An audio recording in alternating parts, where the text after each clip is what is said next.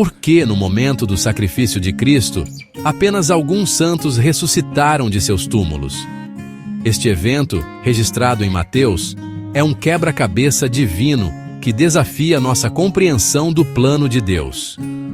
Deus escolheu um grupo específico para experimentar a ressurreição naquele dia, deixando outros para aguardar uma glória futura. Por que essa distinção? Será que isso significa que existem diferentes classes entre os salvos? O que isso diz sobre a justiça e a misericórdia de Deus? A resposta para este mistério não se trata apenas do passado.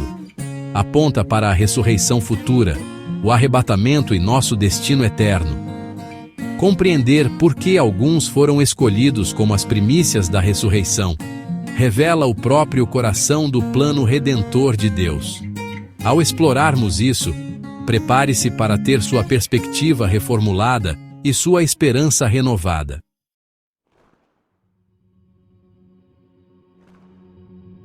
Paulo, escrevendo aos Tessalonicenses, abordou a ansiedade deles sobre a ressurreição. Eles se perguntavam se apenas muitos santos ressuscitaram na morte de Cristo, e quanto aos outros?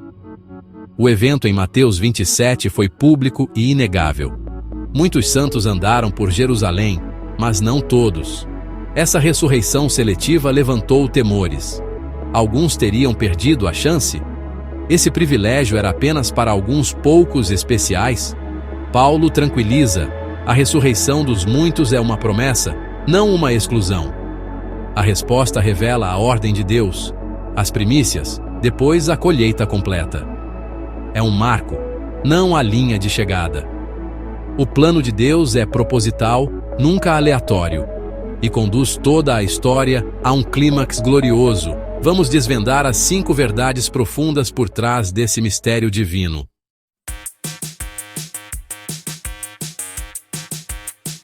A chave é o princípio das primícias. No Israel antigo, o primeiro feixe maduro era ofertado a Deus como garantia da colheita completa que viria. Cristo é a primícia definitiva, ressuscitado em glória, para nunca mais morrer. Os santos que ressuscitaram com ele foram as primícias da ressurreição da humanidade, uma promessa viva de que a colheita completa é certa. A aparição deles em Jerusalém foi o anúncio de Deus. A ressurreição final está chegando. Os Tessalonicenses entenderam mal. Este não era o fim, mas o começo. As primícias garantem a colheita. Elas não a substituem. Se todos tivessem ressuscitado naquela época, o cronograma profético de Deus teria sido interrompido. Os muitos foram a prova. Nós somos a colheita prometida.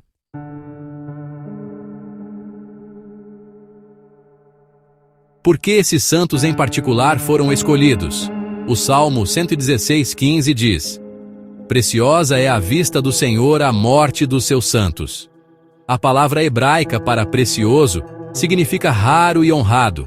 Como joias, algumas vidas brilham com um brilho único. Todos os crentes são salvos pela graça, mas alguns vivem com tamanha consagração e fidelidade que se tornam excepcionalmente preciosos para Deus. Os santos ressuscitados foram provavelmente aqueles cuja devoção os destacou, joias espirituais do Antigo Testamento. A escolha deles não foi arbitrária, mas uma honra divina para vidas totalmente entregues a Deus. Isso nos desafia. Embora a salvação seja um presente, a maneira como vivemos importa para a eternidade. Deus valoriza vidas raras, valiosas e devotadas.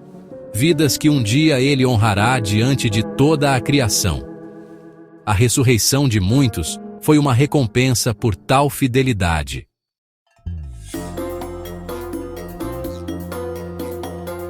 Esses santos não foram ressuscitados apenas por honra. Eles tinham uma missão. A ressurreição deles foi um testemunho público e irrefutável de que Jesus era o Messias, o conquistador da morte.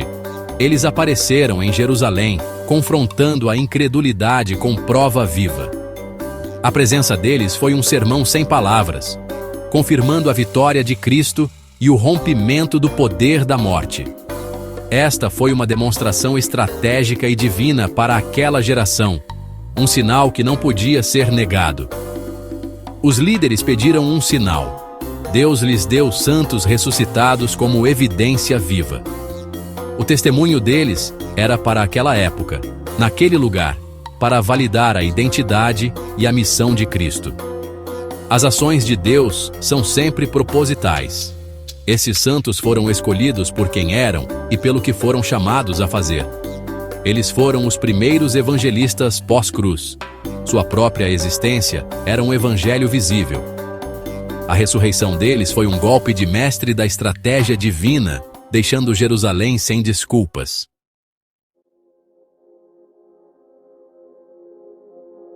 A quarta verdade profunda revelada pela ressurreição limitada em Mateus, capítulo 27, é a necessidade de preservar a perfeita ordem escatológica de Deus. Escatologia é o estudo das últimas coisas, e a linha do tempo de Deus para esses eventos não é uma questão de improvisação. É um plano divinamente arquitetado, estabelecido antes que o mundo começasse. Se todos os justos mortos tivessem sido ressuscitados no momento da morte de Cristo, isso teria criado um paradoxo teológico. Teria colapsado toda a linha do tempo futura da profecia, cancelando eficazmente a esperança gloriosa da Igreja, o arrebatamento e a ressurreição final na segunda vinda. O futuro teria chegado prematuramente no passado, não deixando nenhuma esperança distinta para os crentes nas eras vindouras. Deus, em sua infinita sabedoria, age de acordo com uma sequência precisa e imutável. A ressurreição dos muitos como primícias foi uma parte necessária dessa sequência, mas não poderia ser o ato final. A colheita principal tinha que ser reservada para seu tempo determinado. 1 Tessalonicenses, capítulo 4, que estamos estudando, descreve claramente este evento futuro como a grande esperança para a Igreja. Paulo fala de um momento em que o próprio Senhor descerá, os mortos em Cristo ressuscitarão primeiro, e então aqueles que estão vivos serão arrebatados juntamente com eles. Este evento futuro e culminante é a bendita esperança que tem sustentado os crentes por 2000 anos. Se isso já tivesse ocorrido em Mateus, capítulo 27, as palavras de Paulo aos Tessalonicenses teriam sido sem sentido. A preservação desta ordem divina demonstra a natureza meticulosa de Deus. Ele é um Deus de ordem, não de caos. Cada evento profético tem seu lugar e sua estação. Primeiro, Cristo, a primícia definitiva. Segundo, os muitos santos de Mateus 27, as primícias testemunhais. Terceiro, a grande colheita da Igreja no arrebatamento. Finalmente, a ressurreição dos santos que morrem durante a tribulação e os santos do Antigo Testamento não incluídos no primeiro grupo. Cada estágio é distinto, cada um tem seu propósito, e cada um se baseia no anterior, levando à consumação final de todas as coisas. Deus não exauriu seu poder de ressurreição na cruz. Ele meramente forneceu uma poderosa prévia da maior glória que ainda está por vir. Esta verdade proporciona imenso conforto e estabilidade à nossa fé. Podemos ter certeza de que o plano de Deus está se desenrolando exatamente como Ele ordenou. Não há acidentes, nem eventos não planejados em seu calendário divino. O fato de que todos os santos não foram ressuscitados então é a própria garantia de que eles serão ressuscitados mais tarde, no momento preciso que Ele decretou. Os túmulos vazios em Jerusalém em 33 d.C. não foram o fim da história. Eles foram o prólogo. Eles prepararam o palco para o evento principal, a gloriosa e universal ressurreição de todo o seu povo, preservando a esperança futura e garantindo que cada geração de crentes tenha seu próprio e prometido encontro aguardado com o Senhor.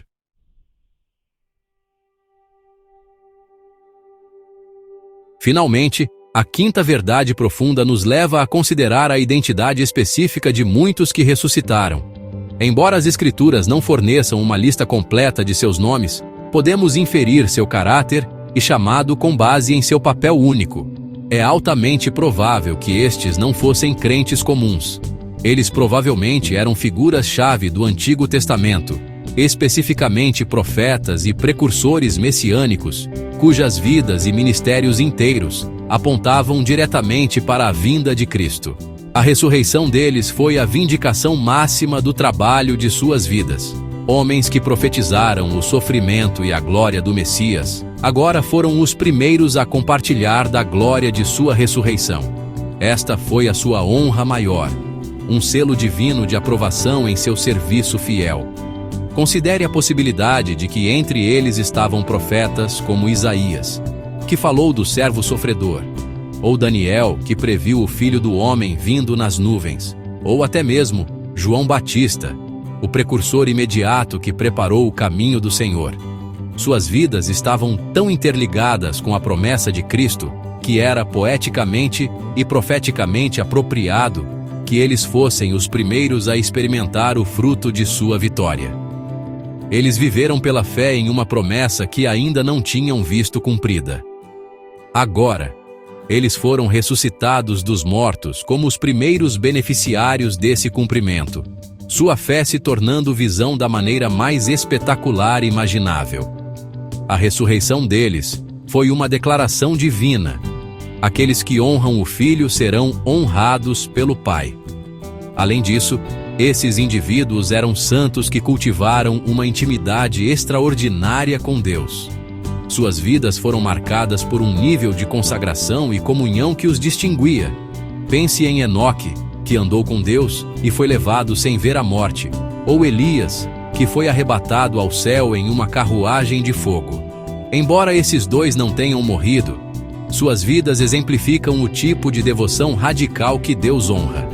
Os muitos que ressuscitaram provavelmente pertenciam a essa mesma classe de gigantes espirituais. Eram indivíduos cujos corações batiam em ritmo com o de Deus, cuja existência inteira era um testemunho da busca de sua presença. A ressurreição deles foi uma recompensa por uma vida de intimidade espiritual incomparável. Essa seleção revela que Deus se lembra e recompensa o serviço fiel e o relacionamento profundo. Não foi uma loteria arbitrária. Foi uma escolha deliberada para honrar aqueles cujas vidas foram uma flecha profética, apontando diretamente para Jesus. Eles foram os precursores na vida, e assim se tornaram os precursores na ressurreição. A experiência deles serve como uma poderosa inspiração para nós. Ela nos chama a uma caminhada mais profunda, uma devoção mais fervorosa e uma vida que aponta intransigentemente para Cristo. Porque, embora possamos não ser ressuscitados antes do dia final, o princípio permanece. Uma vida de fidelidade extraordinária e intimidade com Deus levará a honra e recompensa extraordinárias na era vindoura.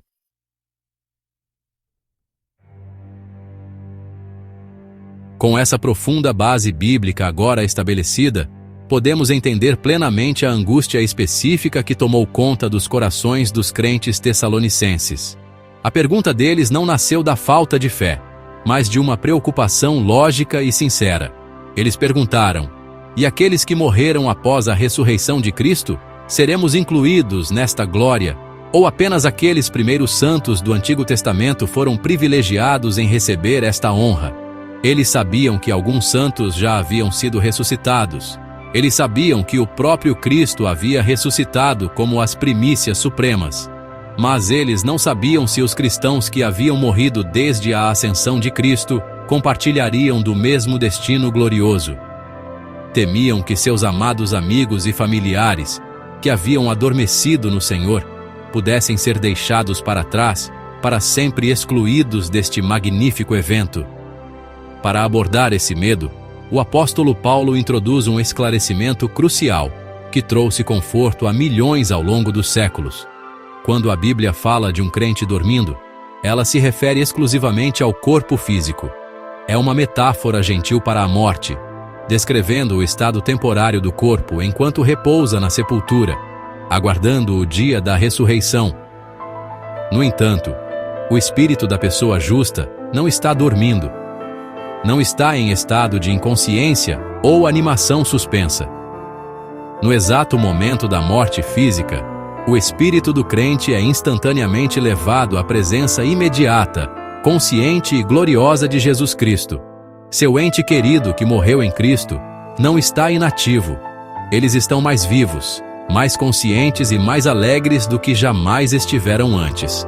Essa verdade fundamental permite que Paulo trace um forte contraste entre duas formas distintas de luto. Primeiro, há a tristeza cristã. Este luto é natural e profundamente humano. Sentimos a picada da separação, a dor da perda e o vazio deixado por um ente querido que partiu. No entanto, nossa tristeza é sempre atenuada e transformada por uma esperança firme e inabalável na ressurreição. Choramos, mas não como aqueles que não têm esperança. Nossas lágrimas são derramadas com o conhecimento certo de que essa separação é apenas temporária. Não estamos dizendo um adeus final, mas apenas um até logo, enquanto aguardamos ansiosamente um reencontro glorioso e eterno na presença de nosso Senhor. Nossa dor é real, mas não é desespero. Em contraste gritante está o luto do mundo, o que Paulo chama de tristeza, daqueles que não têm esperança. Este é um luto desesperado e sem esperança que vê a morte como o fim absoluto e irreversível. Para aqueles sem Cristo, a sepultura é um destino final, um túnel escuro sem luz no fim. É uma separação permanente, uma conclusão trágica para uma vida que simplesmente deixa de existir. Essa tristeza pagã é cheia de desespero, porque carece da promessa da ressurreição e da garantia da vida eterna. O propósito inteiro de Paulo nesta passagem é tirar os tessalonicenses desse poço escuro de desespero e colocar seus pés firmemente na rocha sólida da esperança cristã, uma esperança que não é um desejo, mas uma certeza divina.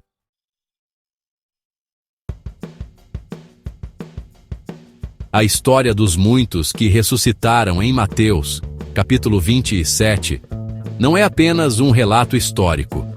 Ela está repleta de lições práticas que moldam nossa fé hoje. Primeiramente, ela nos ensina que há níveis de recompensa na eternidade. Embora todo verdadeiro crente seja salvo pela mesma graça e entre no céu, nem todos receberão o mesmo grau de glória ou honra. A salvação é um presente gratuito, mas nossa recompensa se baseia em nosso serviço e fidelidade. Assim como alguns santos foram escolhidos para a honra especial da ressurreição das primícias, nossas vidas na terra estão determinando a honra que receberemos na era vindoura. Isso deve nos motivar não a ganhar a salvação, mas a viver uma vida digna de nosso chamado, acumulando tesouros no céu.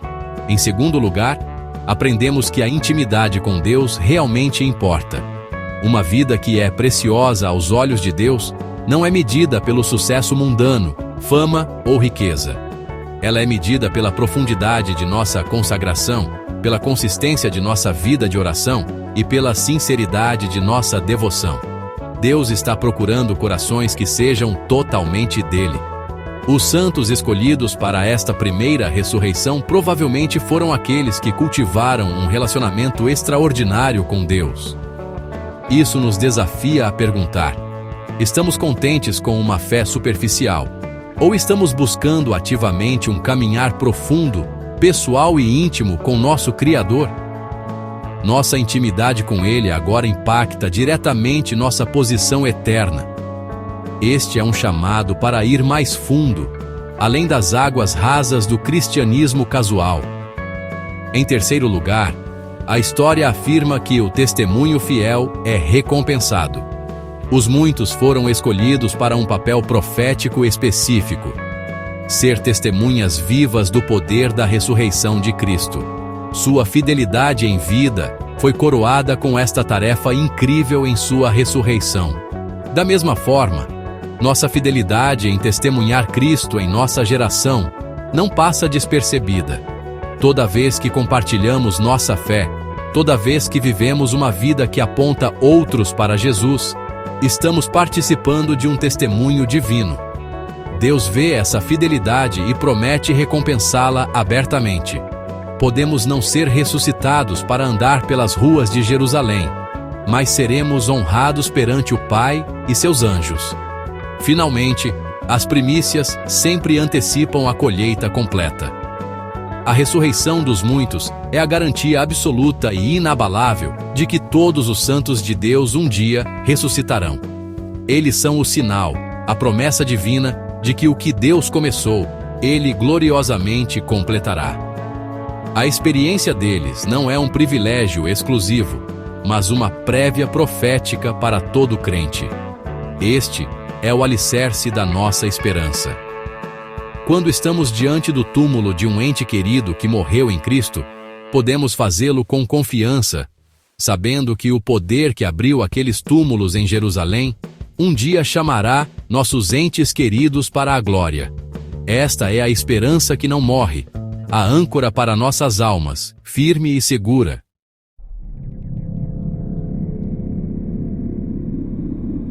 Tendo estabelecido a certeza da nossa esperança, o apóstolo Paulo agora constrói um argumento tão poderoso, tão lógico e tão divinamente inspirado que se torna irrefutável. Ele apresenta um silogismo sagrado e inquebrável, uma forma de raciocínio divino que não deixa espaço para dúvidas. A premissa é lançada no versículo 14. Pois se cremos que Jesus morreu e ressuscitou, assim também Deus trará com ele aqueles que dormiram em Jesus. Isso não é uma sugestão, é uma declaração de certeza absoluta. O argumento é estruturado com lógica perfeita. A premissa maior é a pedra angular de toda a fé cristã. Jesus Cristo, em fato histórico e verificável, morreu pelos nossos pecados e foi fisicamente ressuscitado dos mortos pelo poder de Deus. Esta é a fundação inegociável sobre a qual tudo o mais se sustenta. A premissa menor, embora implícita, é profundamente pessoal. Somos verdadeiros seguidores de Jesus. Colocamos nossa fé em sua morte e ressurreição, e através dessa fé, fomos unidos a Ele. Nossa identidade agora está intrinsecamente ligada à dele. Estamos em Cristo. Esta é a conexão crucial.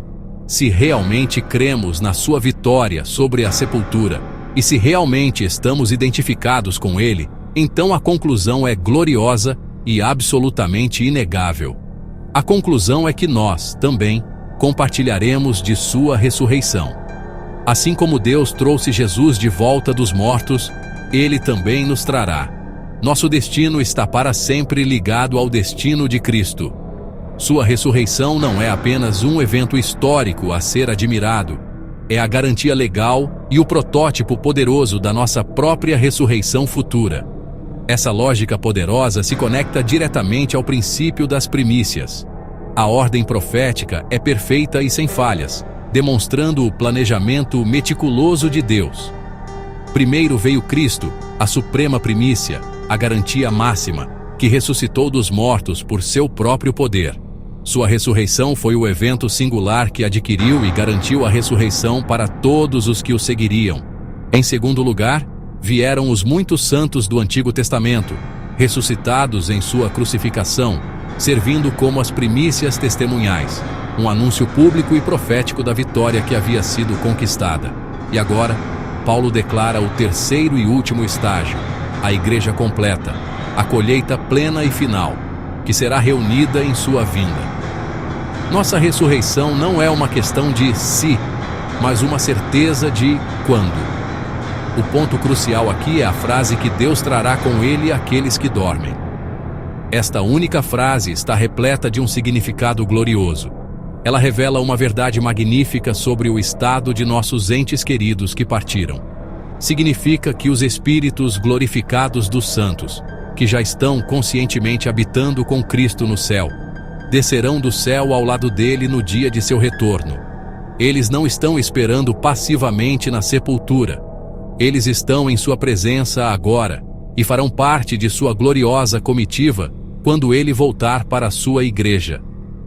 Seu ente querido que morreu em Cristo não é uma memória distante. Eles estão com o Senhor e virão com o Senhor naquele grande dia, prontos para serem reunidos com seu corpo recém-glorificado.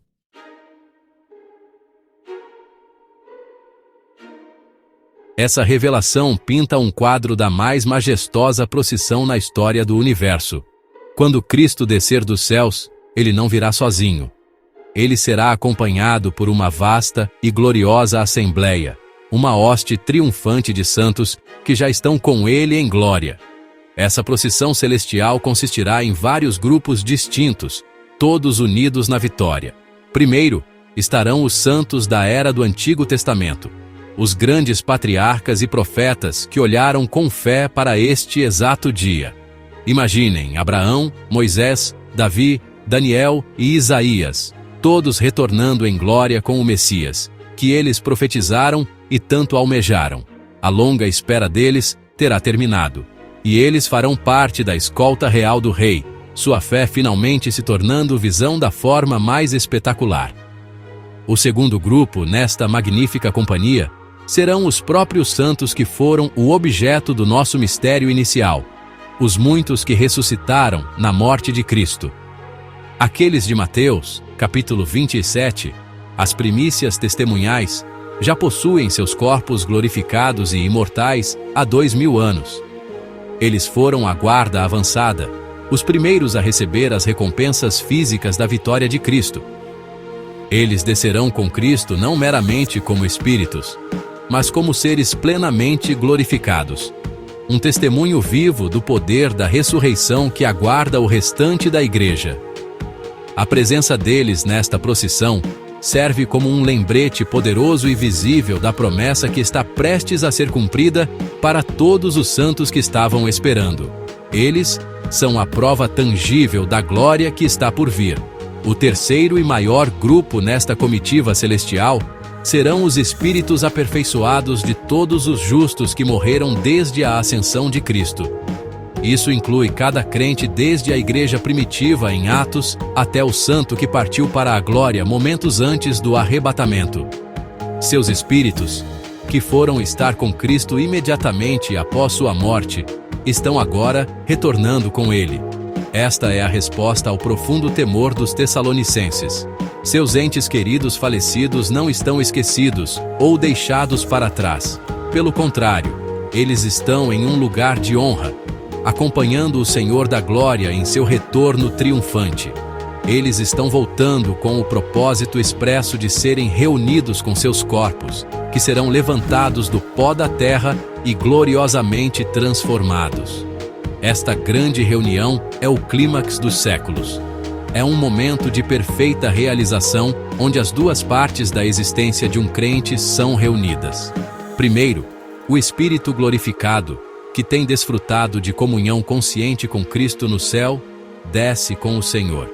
Segundo, o corpo físico, que tem dormido na terra, seja em um túmulo, no mar ou transformado em pó, é milagrosa e poderosamente ressuscitado, emergindo de seu lugar de descanso em uma forma nova, gloriosa e incorruptível. Terceiro, a majestosa reunião ocorre. O Espírito glorificado e o corpo glorificado são unidos mais uma vez, formando o ser completo, imortal e aperfeiçoado, feito para sempre como Cristo. Esta é a redenção completa pela qual toda a criação tem gemido.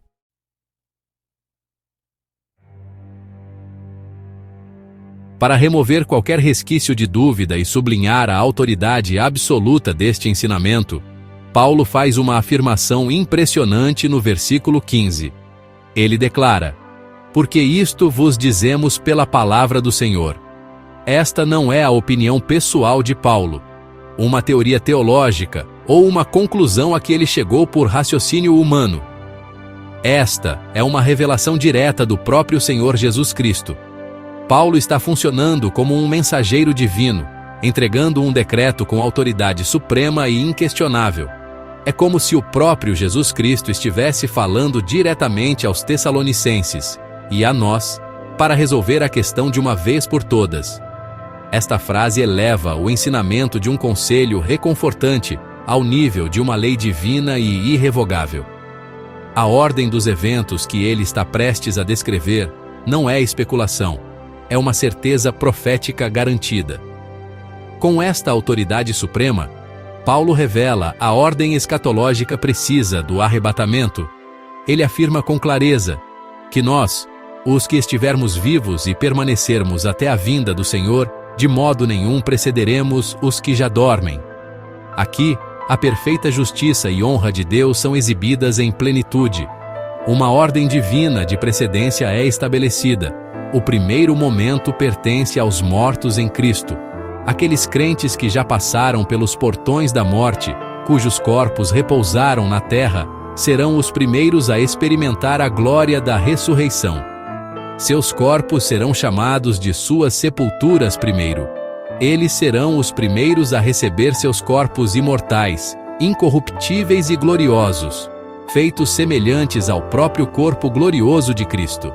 Este é um ato de honra divina para aqueles que esperaram.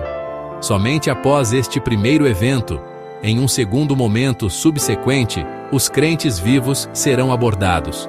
Aqueles que estiverem vivos e permanecerem na terra no tempo da vinda de Cristo, não experimentarão a morte.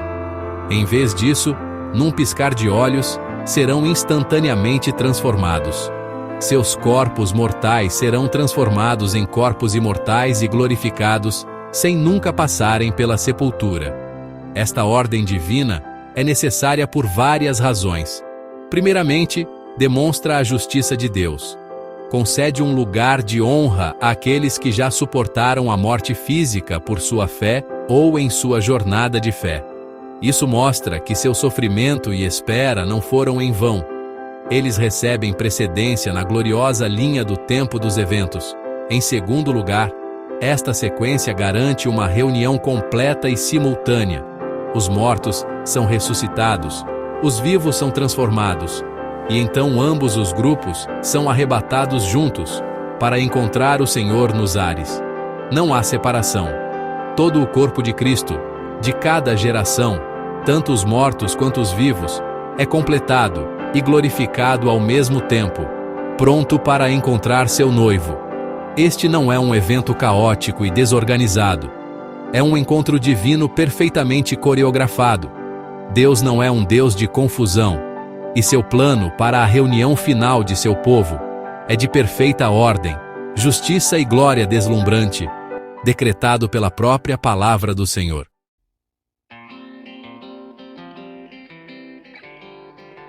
Agora chegamos ao momento culminante que toda a história tem esperado, a gloriosa conclusão do plano redentor de Deus para a sua igreja. O versículo 17 declara: Depois, nós, os que estivermos vivos e permanecermos, seremos arrebatados juntamente com eles nas nuvens para o encontro do Senhor nos ares. A frase arrebatados vem da palavra grega harpazo, um termo de imenso poder e significado. Significa ser agarrado, ser levado à força, ser tomado por uma força irresistível e avassaladora. Não é um flutuar suave ou uma ascensão voluntária. É um ato súbito, poderoso e decisivo da onipotência de Deus. Assim como um ímã arrebata um pedaço de ferro, o poder divino de Cristo puxará sua amada igreja da terra em um instante, uma ação que nenhuma força no céu ou na terra pode resistir. Essa ascensão gloriosa é uma experiência compartilhada. Paulo enfatiza que os vivos serão arrebatados juntamente com eles, ou seja, juntamente com os santos que acabaram de ser ressuscitados. Este é o momento da reunião definitiva. Imagine a cena. Os mortos em Cristo, agora em seus corpos glorificados, ressuscitam da terra. Simultaneamente, os crentes vivos são transformados, seus corpos mortais vestindo a imortalidade. Então, em um movimento magnífico e unificado, ambos os grupos são arrebatados juntos, um único e completo corpo de crentes ascendendo pelas nuvens. Ninguém é deixado para trás. Cada membro da igreja, de todas as nações e de todas as gerações, está unido neste voo glorioso. As divisões de tempo, espaço e até mesmo a própria morte são apagadas para sempre, neste único e triunfante momento de unidade. O destino desta ascensão é o encontro do Senhor nos ares. A palavra usada para encontro é o termo grego apantesis. No mundo antigo, este era um termo técnico usado para descrever a recepção oficial de um dignitário visitante, rei ou general vitorioso. Quando um oficial de alto escalão se aproximava de uma cidade, os cidadãos principais não esperavam que ele chegasse aos portões. Em vez disso, eles saíam da cidade para encontrá-lo ao longo do caminho e, em seguida, o escoltavam de volta com grande honra e celebração. Esta é a imagem precisa que Paulo está pintando. Nós, a Igreja, não estamos encontrando Cristo para permanecer no ar para sempre. Estamos subindo para encontrar nosso Rei Conquistador, nosso glorioso noivo, para formar sua guarda de honra e então escoltá-lo de volta, inaugurando seu reinado eterno. Este é o último encontro nupcial, o momento em que a noiva de Cristo finalmente encontra seu glorioso e vitorioso noivo. Por séculos, a Igreja tem suspirado, orado e chorado, ansiando por este dia. Neste momento, toda essa espera e anseio finalmente culminam em um encontro face a face com aquele que nos amou e se entregou por nós. É o cumprimento de cada promessa, a resposta a cada oração, a cura de cada cicatriz. A separação terminará. A noiva, agora perfeita, sem mancha ou ruga, estará unida ao seu marido. Isso não é um mero conceito teológico. É o encontro mais íntimo e glorioso na história do cosmos. A festa de casamento do Cordeiro para a qual toda a criação tem se preparado.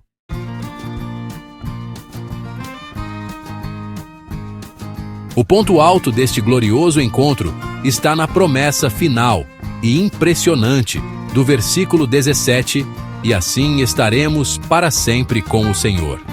Esta frase simples contém a totalidade da nossa esperança eterna.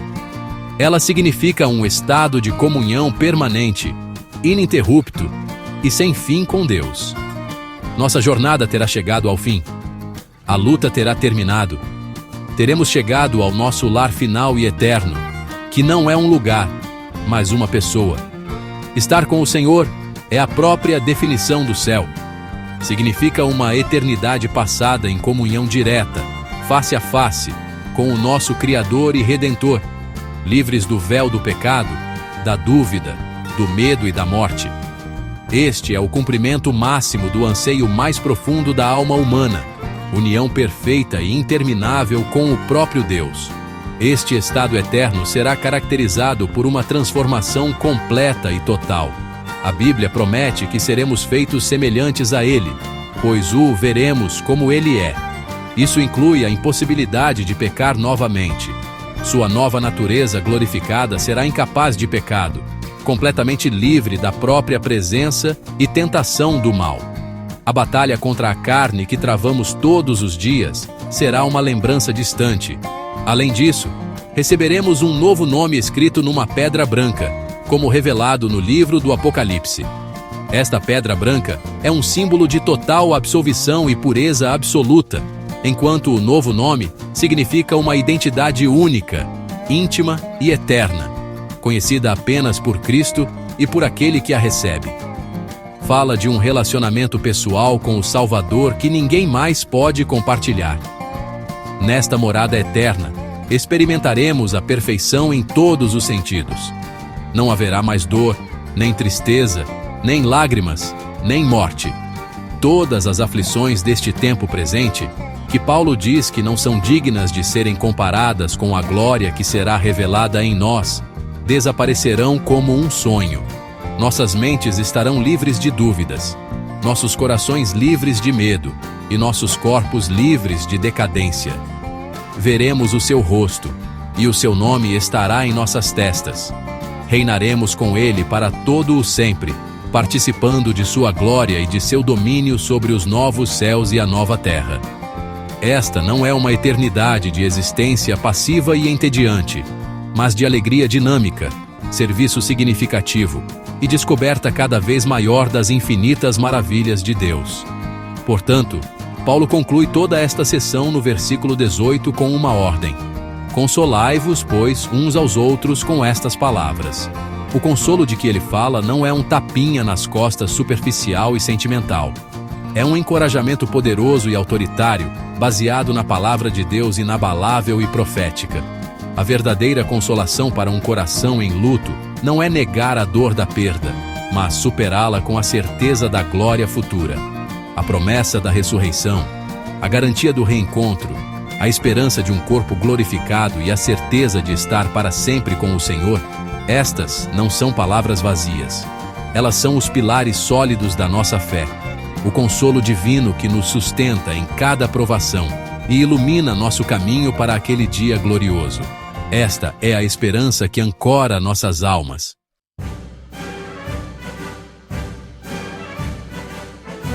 Percorremos os profundos mistérios das Escrituras, desde a intrigante ressurreição de muitos no capítulo 27 de Mateus, até a gloriosa promessa de nosso futuro arrebatamento em 1 Tessalonicenses, capítulo 4. A conclusão não é uma questão de especulação humana ou teoria filosófica. A esperança cristã não se apoia em areias movediças de opiniões, mas na rocha sólida de um evento divino, já anunciado, selado pelo sangue de Cristo e decretado pela infalível palavra de Deus. A ressurreição não é uma possibilidade, é uma certeza. O retorno de Cristo não é um mito, é a nossa mais abençoada esperança. A glória eterna que aguarda os santos não é um sonho, é o nosso destino prometido e comprado. Esta é a verdade que silencia nossos medos e dá sentido à nossa jornada. Que esta certeza absoluta seja gravada em seu coração. Primeiro, o próprio Senhor descerá do céu com um brado, com a voz de um arcanjo e com a trombeta de Deus, acompanhado por todos os seus santos glorificados numa procissão de glória inimaginável.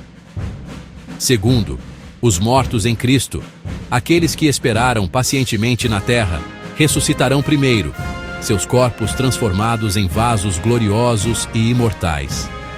Terceiro, aqueles de nós que estiverem vivos e permanecerem serão instantaneamente transformados, nossa mortalidade engolida pela vida. E quarto, unidos como um corpo completo e aperfeiçoado, seremos arrebatados juntos para encontrar nosso rei nos ares, recebendo nossos novos nomes e nossas identidades eternas, para estarmos com ele para sempre. Isto não é um conto de fadas, é o juramento solene do Deus vivo. Portanto, que o mandamento final desta passagem se torne a prática diária de sua vida. Consolai-vos, pois, uns aos outros com estas palavras. Consolem uns aos outros. Encorajem uns aos outros. Fortaleçam uns aos outros com estas gloriosas verdades. Quando virem um irmão ou irmã chorando por uma perda, lembrem-nos da certa reunião. Quando enfrentarem tribulações e o mundo parecer estar desmoronando, ancorem sua alma na promessa inabalável de um novo corpo glorificado e um lar eterno. Quando sua fé vacilar, lembrem-se do túmulo vazio em Jerusalém e das primícias que ressuscitaram como garantia. Esta é a esperança que não decepciona. Esta é a fé que vence o mundo. Este é o conforto divino que nos sustenta até o fim. Maranata, vem Senhor Jesus. A pergunta final, então, não é para Deus, mas para você. O retorno de Jesus Cristo não é uma doutrina distante e abstrata, é uma realidade iminente e cataclísmica. O som da trombeta está cada vez mais próximo. O céu está se preparando para se abrir. E quando esse brado de comando ecoar por toda a criação, quando os mortos ressuscitarem e o mundo testemunhar a gloriosa partida da igreja, você estará pronto? Se você ainda não entregou sua vida a Jesus Cristo, este é o seu momento. Não demore. A porta da graça está aberta agora. Escolha hoje a quem você servirá. Escolha a vida. Escolha a Cristo. Pois aquele que testifica estas coisas diz: certamente venho sem demora.